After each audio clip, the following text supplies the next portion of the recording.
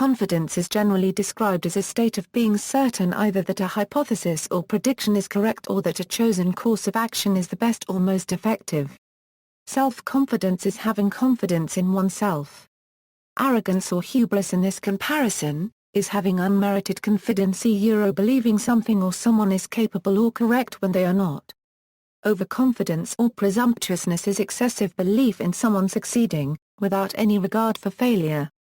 Confidence can be a self-fulfilling prophecy, as those without it may fail or not try because they lack it, and those with it may succeed because they have it rather than because of an innate ability.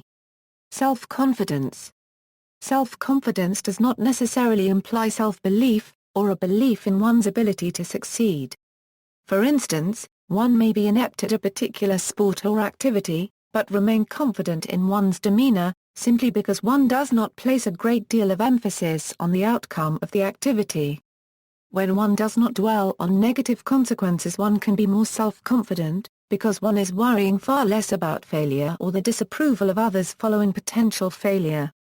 One is then more likely to focus on the actual situation, which means that enjoyment and success in that situation is also more probable. Belief in one's abilities to perform an activity comes through successful experience and may add to, or consolidate, a general sense of self-confidence.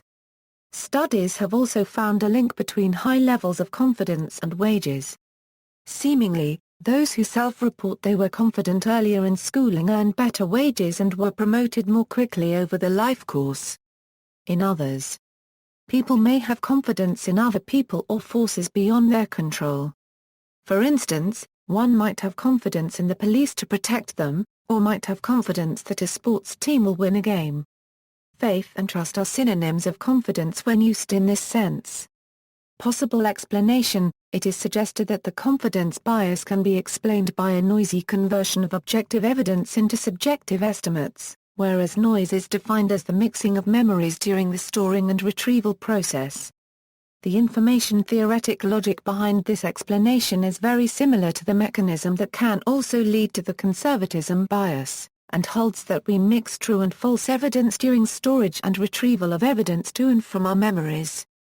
The confidence bias results because as judges we look inside our own memory, and find evidence that is more extreme than when we retrieve evidence for our judgments.